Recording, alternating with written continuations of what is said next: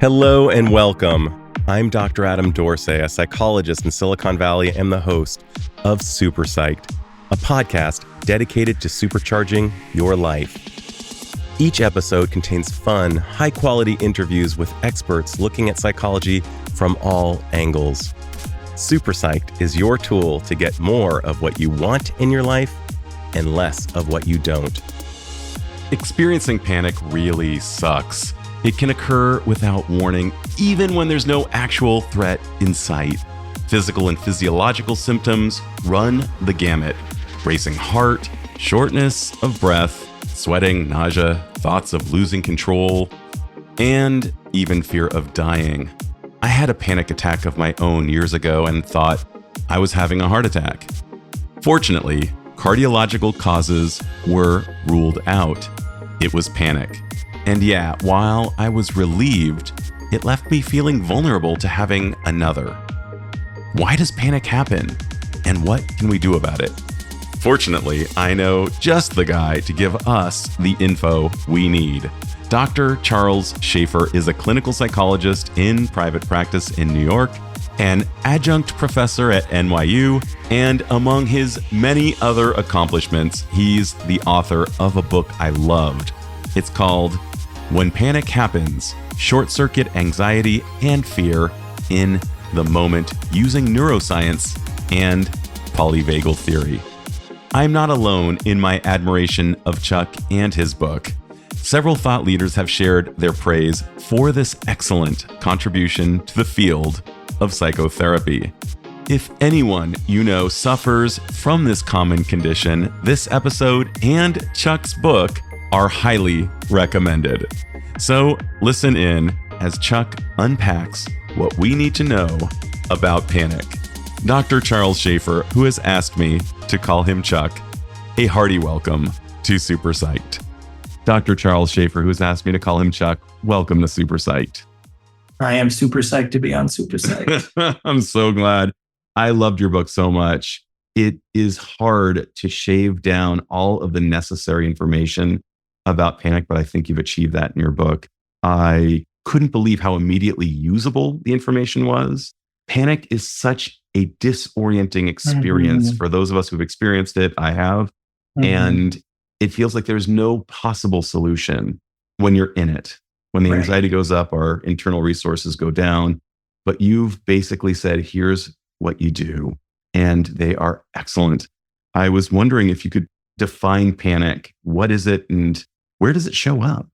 Sure. Talk about it in the book, but a really easy one that I like to pull from the book is panic is sort of like a big old explosion that happens inside of your nervous system. Have you played Mario Kart before? You mentioned it in the book and I haven't. Okay, well, if you play Mario Kart, there's this thing that happens in Mario Kart where you get a thing called a blue shell. And a blue shell is an item that you can use to knock out whoever is winning the race, no matter who it is. They will get knocked out if you use the blue shell. And I like to think of panic as a blue shell for your nervous system. No matter what you're doing, it is going to knock you out. It's going to cause a huge amount of congestion and stop whatever you're doing inside your central nervous system when it hits. It basically looks like a car accident of inflammation happening inside this giant nerve ending that runs through your body. It's a big part of my book called the vagus nerve. It's like a giant highway where 80% of your unconscious information is gone. So all those pins and needles, all the tingles, all the nausea, all the heat fluctuations, all the heavy pressure that you're feeling on your chest, all the difficulties with breathing and gasping, all the choking, that's all coming through sensation-wise, that one highway. That's where panic lives. And so panic is basically the experience of that in real time. It's what it is. It's that car accident coming to life. Why do you think it even exists? I think it exists because when it is there for adaptive reasons, it's useful. For example, it really is useful to have adrenaline coursing through me, making me feel really agitated and ready to go if I'm being hunted by a saber-toothed tiger. It's very useful. It's useful because I can escape. It's useful because I can attack and defend myself. It's useful because I'm actually in threat. So when I'm in threat, it makes a lot of sense why this part of my system's activated. But most of the time, hopefully, luckily, I'm not under threat. And when I'm not under threat and it goes off, that's basically what panic is. Got it. And what are some myths about panic? So one of the biggest myths about panic is that you can't stop it when it starts happening. It's one of the things that this book is really aimed towards helping people understand, is that because it's a part of your central nervous system, because there's things we can adjust to alter how you experience or turn on or turn off different switches in that system, you don't have to just white knuckle through a panic attack or learn ways to just tolerate it. Though there is that as well in the book. That's one of the biggest myths, I think, that once it gets started, you just kind of have to ride it out. And that makes things all the more disconcerting, that there are these myths, that there are myths sometimes even thrust by fairly large schools of thought that aren't as effective. You really come up with some radical ideas that are amazing and scientifically validated. We'll be talking about shoving your head in some cold water and things like that at some point. But let's talk about what works. Sure.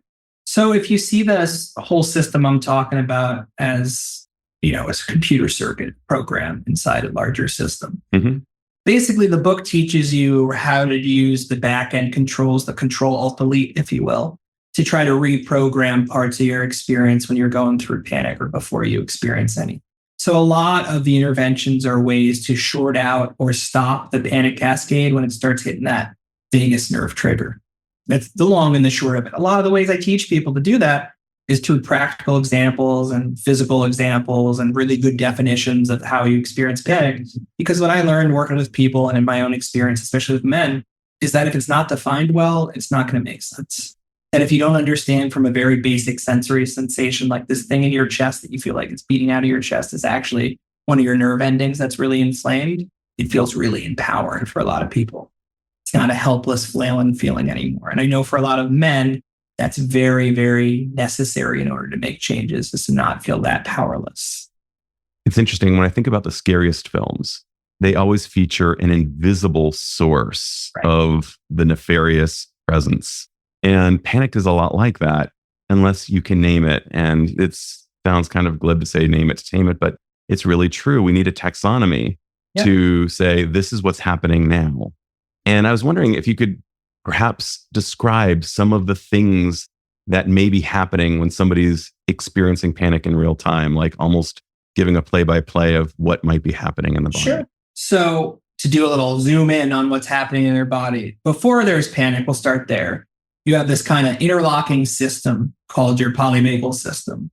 There's different terms for this. Some people have talked about parts of the system like the limbic system before. But the long and the short of it is that you have these interlinking parts that basically align with each other and check each other, not too dissimilar to like the three branches of the federal government. When things are going well, they're checking each other. Just like when things are going well, they're checking each other. Right. We're moving into an election, so I guess that's what's on my mind. And so of these three branches, each of them does a different thing. One branch makes you feel sedated and mellow, so you can do things like digest your food or feel aroused to have sexual contact and intimacy with somebody you care about, or to just calm down to be able to fall asleep every night. There's another system that activates to turn you on full alert and to be vigilant and to check your environment. And that usually is where adrenaline and a lot of the anxious fight or flight stuff comes up. There's a third one that's kind of a controller, the air traffic controller, if you will, or the MTA guy on the train saying, you got to make sure that these are crossing right. Let's not get into an accident. These three all work together. And when things are going well, you don't notice them. You just go through your lived experience. You probably notice very little other than your conscious thoughts. And that's baseline. When you have panic or anxiety, they become detached. And the main first thing that happens is that air traffic controller, or the person running the system, goes offline. And you're left with these two systems. And of these two systems, one system is very, very attention grabbing. That's the fight or flight system.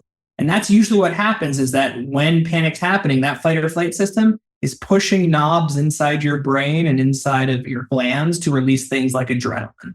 When it releases things like adrenaline, your heart starts beating a lot harder and your lungs start taking in less air. Because your lungs take in less air, it forces your heart to beat even harder because it needs to distribute oxygen to your brain and everywhere else, because that's an essential part of your functioning.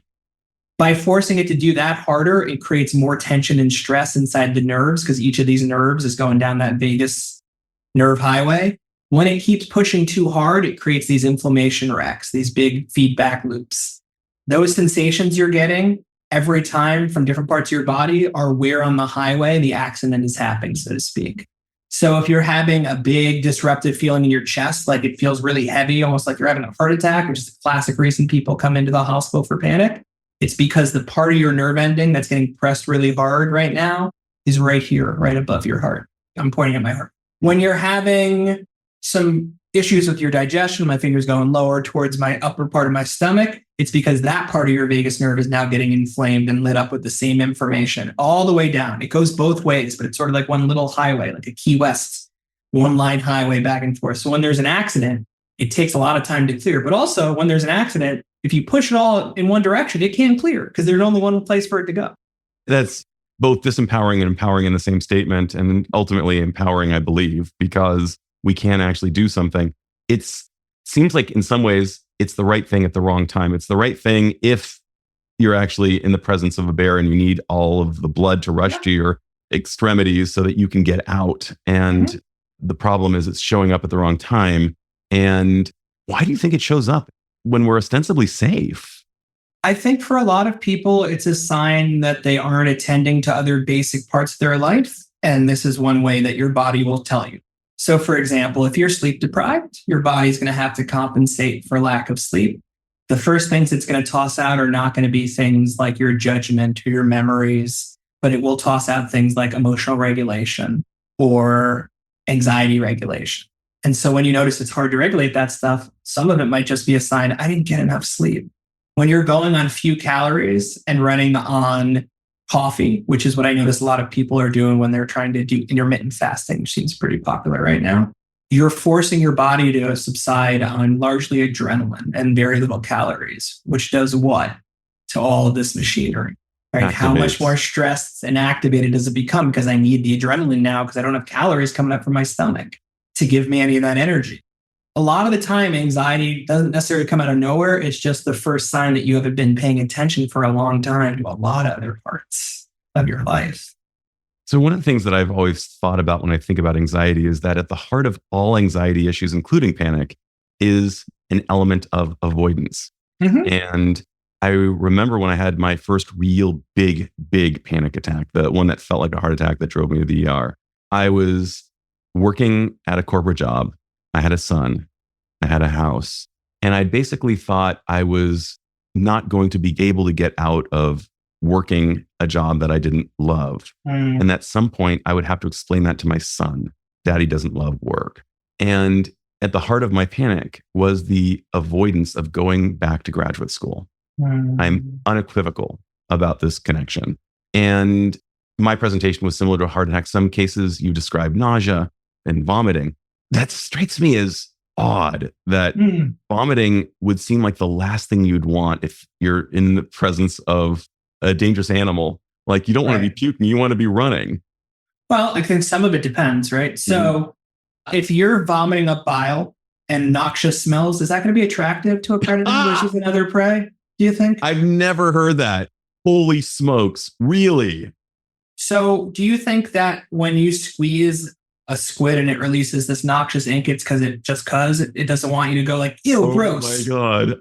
In all the years I've read about panic, and I have never heard anybody explain that. That's amazing. Yeah. I mean, when you have all this noxious stuff coming up, the sense of smell in a lot of these predators is the strongest thing they got. So they're going to immediately be like, ooh, that does not smell healthy. And then what happens? Amazing. Are you a vegetarian? I'm not. So you must have at some point in your life had that weird moment where you're like, should I smell this meat to make sure it's okay? I'm not sure if it's... That's us doing the same thing that predator is doing. It's using our sense of smell to decide if this is poisonous or not. And if we puke, we do not smell good. We smell fetid. We smell horrible. We smell. The degree to which you hit that one out of the park, I mean, it didn't just go over the center field wall. It went out of the stadium. Let's give it to the Mets. I'm hoping. We need it. Meet the Mets. All right. Let's talk about body scans, because this is one of the first things you offer in the book. And the way you did it was different from the way I've seen body scans, particularly because you actually use a visual of a beam of light, which I thought was genius. Oh, really uses more of the RAM space of our brain. Oh, and by the way, just a geeky note, I'm also a Control-Alt-Delete guy. That's one of my metaphors. That's one of my slides in my presentations. When we need to engage in a system override, we need to hit Control-Alt-Delete. on our You get it. systems. So let's talk about this version of Control Alt Delete, doing a Right. body scan. Let's talk about what it is and why it helps. Sure. So body scan offers you a different experience into your perception of your body, right? So when you're feeling panicked, how helpless do you tend to feel when you're feeling Super. panicked? Right. And so the last thing that you feel capable of doing is like controlling your attention to the point of just honing in on various parts of you. But that might be exactly what's necessary to get a sense of control back. And visual is really, really useful because a lot of people visually is how we're biased. This is our often strongest. If bears and predators is smell, ours is vision. And so when you use vision, it forces you to use a different part of your brain. And so when you think of this beam of light, you're actually using a part of your brain that does visual processing and rotation of objects, which is really complicated, which shorts out and makes it harder to experience the part of your brain that's doing a lot of talking or narration, which often is what's creating a lot of panic. So good. And getting out of your head and into your body is so crucial in those moments. I'm also thinking about the drawing aspect. I've even heard that you can, and I've done it myself, when you're doing breathing exercises, which is one of the things you also endorse very wisely. As Andrew Weil said, the answer is always right under your nose, and you can just access that. You talk about various forms of breathing, including the one that you folks on the created. shoulders of all those giants. Absolutely. Exactly. And as it should be. And I believe you took it a step further in many ways. But one of the ways that I was told that when we do breathing exercises, kind of breathing in slowly through the nose and exhaling through the mouth and, breathing out longer than you breathe in, which we'll talk about in a sec, that you can actually draw a picture of doing it in your mind using your visual cortex while you're doing the breathing. And that may be more of a fully immersive experience. Is that consistent with your understanding? Yeah. I mean, one of the things people overestimate is how sophisticated this piece of machinery is. I'm pointing right at the inside of my head. I'm going to go right through, like I'm trying to point at my brain. It might not be obvious because you can't see it through my skull right now. But if you could, it's somewhere on the prefrontal. Somewhere around the prefrontal cortex, right? So we think that a lot of things are as sophisticated as this fancy part of our brain that you just alluded to, the prefrontal cortex. But in actuality, most of it's pretty primitive and shared with a lot of other mammals. The prefrontal cortex is a pretty recent development. It's sort of like getting Zoom compared to all the other apps that are on your computer right now. It's one of the newest ones. It's nice. It's flashy. It's definitely useful. But it doesn't do as much of this stuff as we presume it does. And in fact, because it's new, it can get shorted out pretty readily, pretty easily.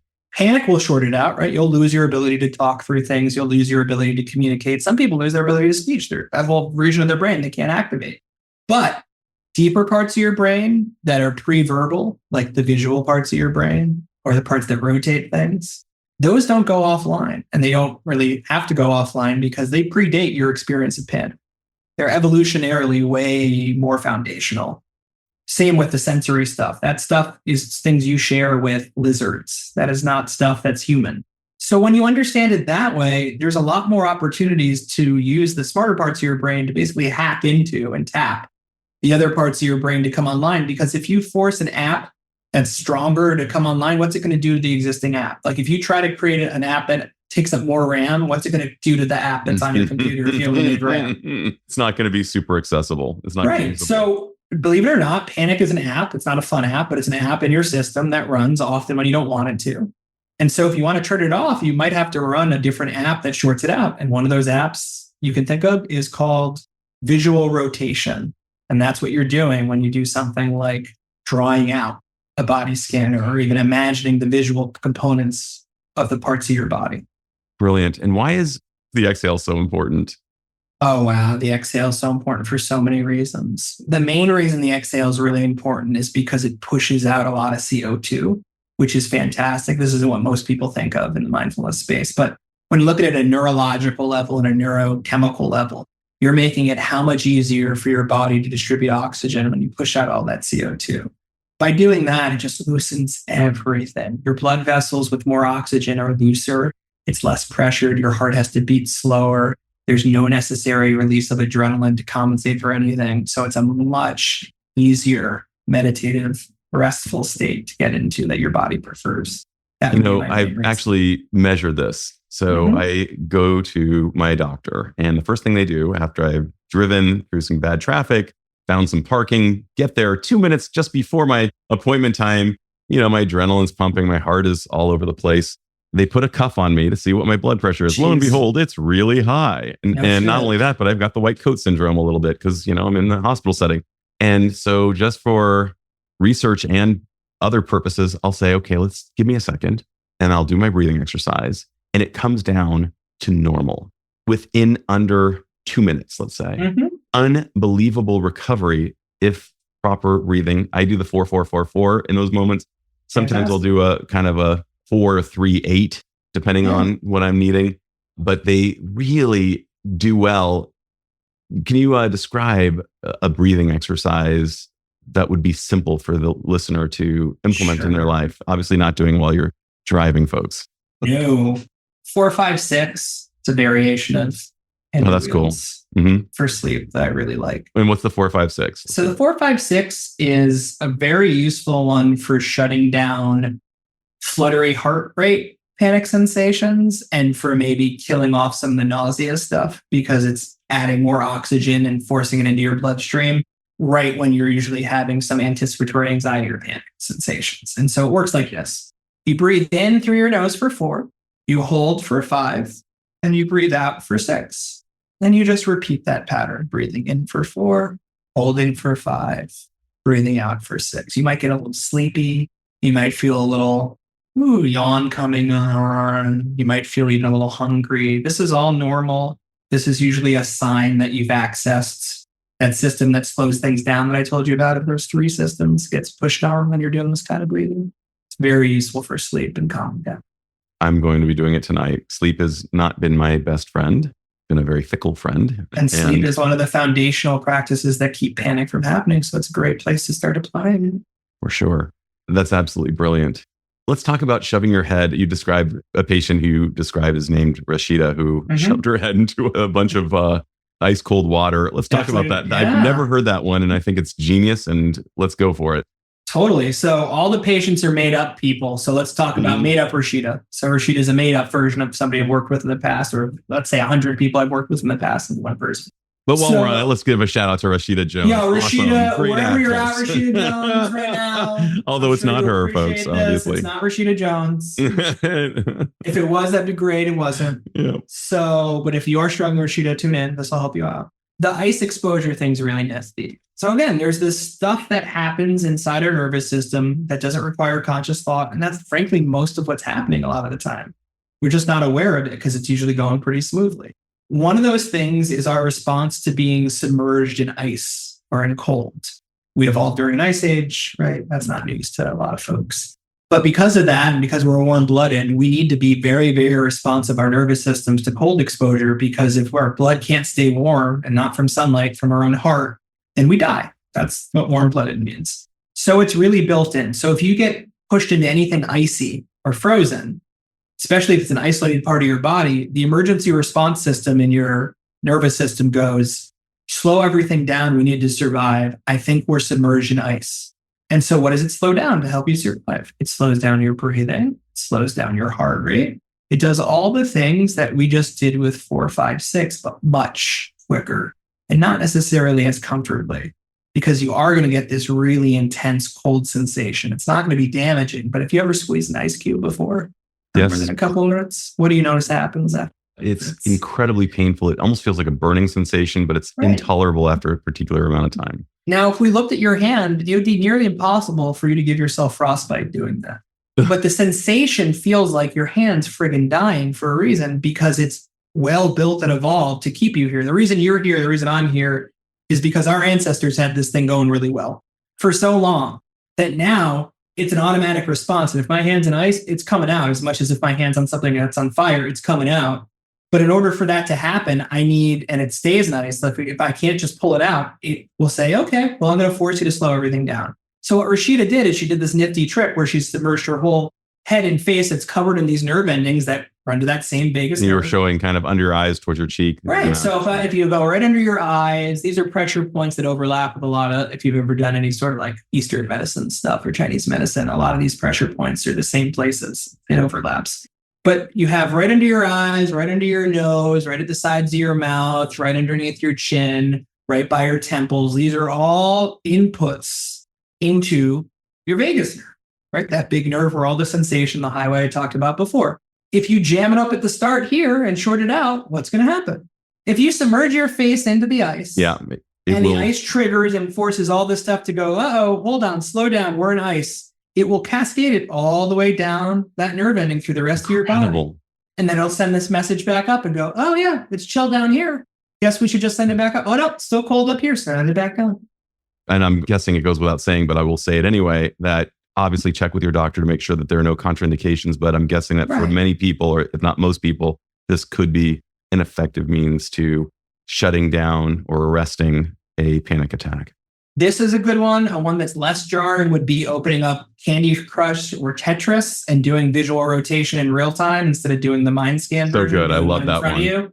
So that's sort of like almost like a biofeedback game, if you will. And the reason a lot of people enjoy Tetris, and the evidence shows more and more, is because it's very effective in pulling you out of the parts of your brain, your prefrontal cortex, that tend to generate narratives that create a lot of anxiety and panic when you're struggling. Like, oh my God, I'm dying is a thought, not necessarily a reality that people tend to have when their heart starts to feel that way. I do find it very soothing to play one of those super submersive games, very regulating when, things are feeling a little bit out of control. But I'd say most doctors is never going to be counterindicated because there's nothing really damaging or dangerous. Of course, you want to rule out with a cardiologist if you have something going on with the actual machinery. But most of the time, if the doctor said to you, we've done the tests and it seems like it's not that, it's probably panic. It's probably anxiety. It's a really important note, and it can't be highlighted, bolded, italicized enough. Always rule out other factors before assuming it's panic. So I always love that somebody comes from the cardiologist because that was always the smartest first step. No one should ever be embarrassed when they come to me after going to the cardiologist. They did the smart move. They checked out that it wasn't a heart attack. Love that. That's right. Let's be hypervigilant. The negativity bias can serve us even to this day. Better to have a false positive than a false negative or an unrecognized positive. Yeah. Problem I would run into is that people would get that and they wouldn't get any message of what they could do for it other than it's in your head. And so this whole book is what you can do for it. 100%. One of the things that you disabuse the listener or the reader of the book, I listened to the book, of is the idea that we can just think our way out of it, and that may even be not only bad advice, but potentially harmful because it doesn't work. Let's hear about that old idea. Sure. So those three parts of your system are supposed to check each other. When they don't, you tend to have panic. The big mistake people make, a big myth, is they think that the part of their system that calms you down is the part of the system that generates words and talking. It isn't. The part of your system that generates words and talking can tap into that part, but it's a very circuitous route versus direct senses like ice exposure or breathing, changing your breathing intervals. These are direct inputs into your unconscious nervous system, as opposed to all things that you're thinking about that involve words or talking. That's part of your conscious system, and that's going to get hijacked pretty quickly and not become a very reliable narrator if you're in panic. That other part can't be hijacked. It exists to check the parts of your brain that cause anxiety and panic. That third part doesn't exist to check it. It just exists to communicate. The part that talks is mainly for other people, to be honest, than for us. I know that's weird to think about. That is really interesting because cats' meows are similar, of course. So our talking is for others, not for us. Right. So cats don't meow for each other, but they meow for us, right? I found that fascinating. You watch The Mind of a Cat on Netflix. Okay. Kristen Vitale, the cat psychologist, was on. Yeah, the cats meow for us. And so similarly, we use language for others, even though we engage in self-talk all day. So it might be a little bit confusing because I'm talking to myself more than I'm talking to anybody else. And yet you're saying the talking exists for others more than for self. And then the belief of what talking means is often a cultural belief, not necessarily an actual reality. So in a lot of cultures where I think, therefore I am individualism didn't take flight, they don't have internal narratives there. They talk to each other all day. A person in Shanghai might not have that going on. Incredible in the cultural significances of how we think. It's amazing to me. That was what caused me to live in Japan for 3 years, because I just needed to understand how they thought. It was so similar to us, but oftentimes very different. And that whole individual narrating to yourself thing is a very Western cultural thing. That's right. Collectivistic societies versus individualistic. Well, it comes down to that tiny little fact. In an individual society, it's really important to have an inner voice and talk, because how else do you understand what your inner needs are? In a collective society, what the hell none about? We know what your needs are because you talk to each other. They're the byproduct of conversation. Of each other. Of what I would say is the main use of talking is to engage other humans. That's brilliant. Let's close on this great idea. If you had the magical powers to confer upon all humanity one insight or skill that would dramatically improve the lives of individuals, and perhaps since we are all connected, society at large, what would that insight or skill be? And how might it impact the individual and perhaps even society at large? I would like people to be able to learn they can calm themselves down, that they don't need to worry as much about if feeling helpless to panic. And my hope is that it would create a lot more empathy in the world for people understanding how many folks deal with panic on a daily basis. And maybe we'd be a lot nicer to each other when we understand how easy it is to get that scared. Amen, my brother. It's a good one. It has been great learning with you. Wonderful. And everybody, get out and buy that book. Buy it for somebody you love who might be suffering from panic. Panic is not an unusual experience for us humans. I look forward to our future conversations, my good man. I look forward to them too, Adam. Thanks so much. This is Dr. Adam Dorsey thanking you for listening to Super Psyched. If you know anyone who might like it or who might benefit from listening, share it. And if you like the episode, please hit subscribe.